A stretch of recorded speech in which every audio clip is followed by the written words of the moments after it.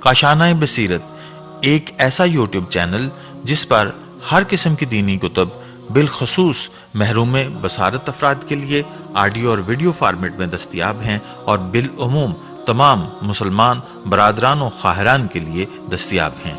اس لیے آپ سے گزارش ہے کہ بیل آئیکن کو پریس کر کے ہمارے اس چینل کو ضرور سبسکرائب کیجیے تاکہ آئندہ آنے والی ہر کتاب آپ کو بر وقت ملتی رہے۔ کاشانۂ بصیرت، کاشانۂ بصیرت، کاشانۂ بصیرت، کاشانۂ بصیرت۔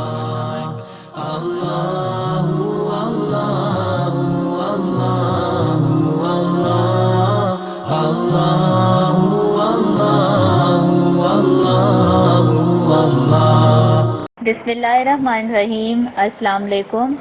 یہ کاشانۂ بصیرت کا آڈیو بک سیکشن ہے۔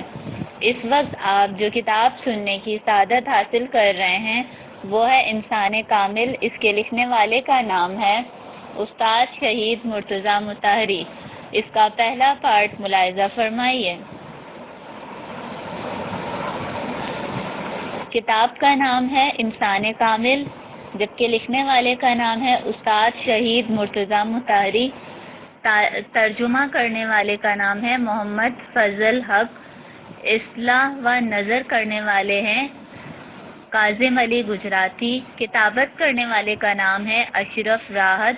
طباعت جو ہے وہ مقصود پیکیجز کراچی ہے، جبکہ طبع ہفتم سن 2018 بمطابق 1429 ہجری ہے۔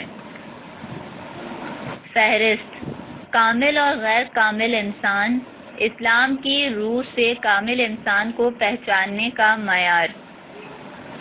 کامل سے کیا مراد ہے؟ اکملت اور انعمت میں فرق۔ آفات روح، مختلف موجودات کا کمال، انسان کی ماہیت، خود شناسی اور خدا شناسی کی تمہید ہے۔ انسان کو کس چیز سے نجات چاہیے؟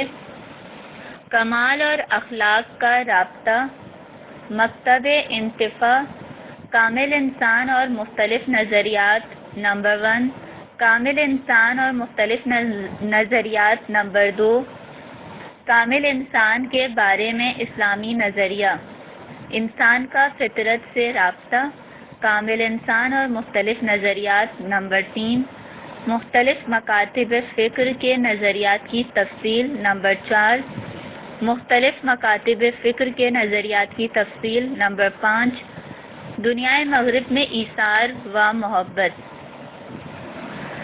عرض ناشر: زیر نظر کتاب میں انسان کامل کے موضوع پر گفتگو کی گئی ہے۔